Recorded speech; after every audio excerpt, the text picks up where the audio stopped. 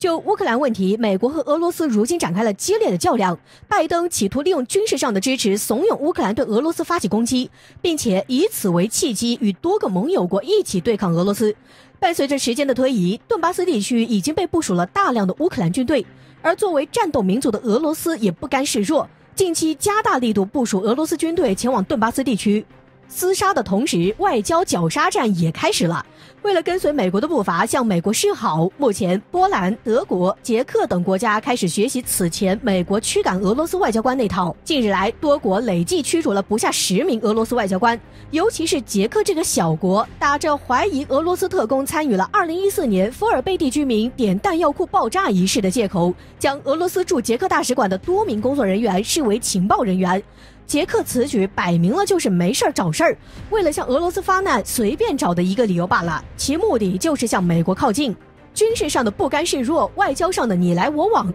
俄罗斯丝毫没有妥协让步的意思。美俄双方可以说是火药味十足。在这种情况下，外界开始担心，按照当前的局势发展下去，很可能会引爆两国之间的冲突。届时一旦美俄兵戎相见，世界格局将会如何洗牌？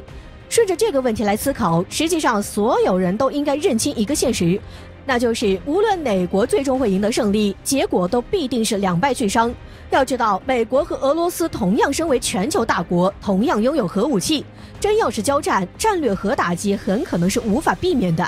尽管从表面上来看，相比美国，俄罗斯是落入下风的，但俄罗斯拥有强大的主体民族，就注定了该国可以承受更大的代价和压力。可现在的美国就不一定能承受得住了，国内的社会撕裂严重，民族矛盾尖锐，一旦战争开启，美国很可能会因为承受不住代价而四分五裂。不过这关中国什么事儿？有网友声称，对中国而言，美俄全面开战是中国的难得的机遇。假如美国战胜了俄罗斯，该国伤筋动骨是肯定的。在这种情况下，自然就没有精力再去与中国作对，中国就可以趁此机会加速发展。只不过一旦出现美俄对抗的局面，一些小国很可能浑水摸鱼，趁火打劫，那么中国也就不能在这场战争中独善其身了。倘若无法独善其身，被迫入场的话，作为全球大国的中国的介入必定会引发第3次世界大战。最好的解决办法就是减少引爆战争的风险，美国停止企图将俄罗斯赶尽杀绝的步伐，凭借自己的霸权来将世界其他国家当成美国的韭菜，注定下场惨烈。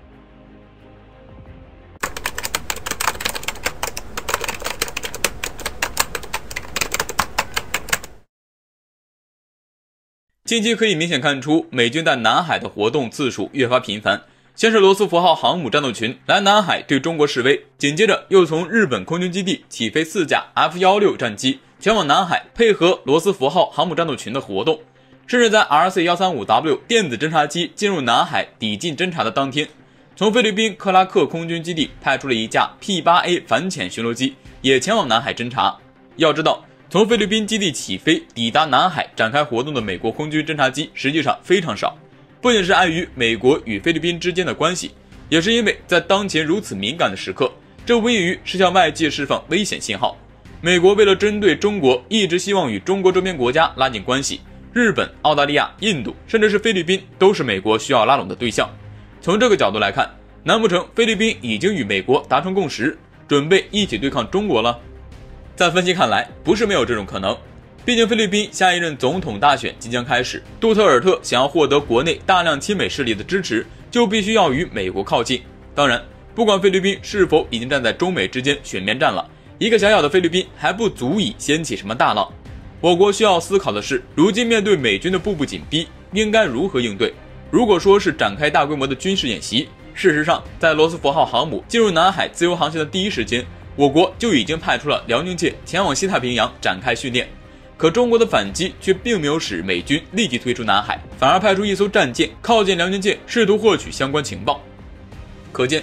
辽宁舰的出现都没能使美军恐慌撤退，那所谓的严厉警告就更起不到什么作用了。在这种情况下，很多人开始呼吁中国向战斗民族的俄罗斯学习。俄罗斯是出了名的强硬，哪怕面对的是美军，也丝毫不带退缩的。我舰奉命撞你舰，就是一个血淋淋的例子。而美军恰巧怕的就是这个。简单来说，美军之所以敢肆无忌惮地挑衅我国，说白了就是认为我国不会进行危险的反击，例如直接撞击、击沉。正因如此，相比中国，美军实际上还是非常忌惮俄罗斯的，毕竟该国是真的会撞、击沉。可如果我国也这么做呢？在这一点上，一向以强硬作风给人留下深刻印象的中国著名军事专家戴旭空军大校曾经对外喊话：中国展现的善意已经够了，倘若真到了触及红线、箭在弦上不得不发的时候，当美军舰再次闯入，建议派2条军舰回击。此番话在今天看来，或许有必要这么做了。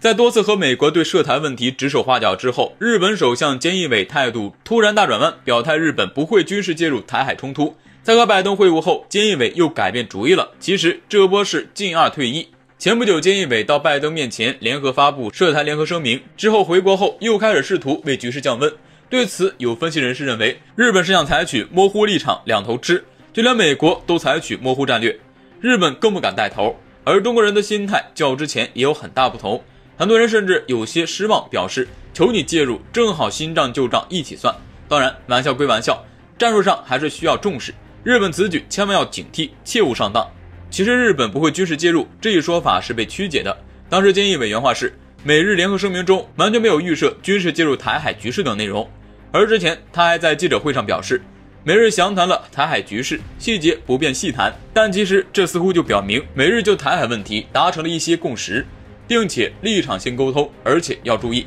以前都是美国公开介入台海局势，日本暗中使劲儿，现在直接走到了台前，甚至多次表明一旦该地区有冲突将支援美军，其实就已经表明了立场。而且很多人把菅义伟这番表态解读为弱势降温，但其实千万不要小看日本的军事力量，而且日本有充分的理由介入台海局势，甚至比美国还迫切。首先是在美国多年压制下，日本其实已经丧失了一定的自主性和独立性，只要美军介入日本，也必会被卷入。而且美军用日本基地发出攻击，日本也将是首波打击对象，还能置身事外吗？其次，日本并不是完全被迫介入，更多的是自愿。由于历史纠葛和领土纷争，日本对于中国的崛起甚至比美国还要急切焦躁。尤其是日本将台湾海峡视为命脉，日本害怕生命通道被中国掐住。而且和美国相比，日本向来都是提前谋划并精心布局，这点比美国还危险。早在上世纪90年代，日本就通过了周边事态法，并且逐渐找借口脱离战败国身份，借美国恶化策略解除自身军事束缚。而和美国联合声明公开介入台海问题，其实就是图穷匕见。记得美国前总统罗斯福曾经说过一句话，日本人是有史以来我见过最卑鄙最无耻的民族。不过无论美日是否会介入，这是他们的事，代价也应该是他们自己承受。而中国需要做的是备好应对介入的预案，才能万无一失。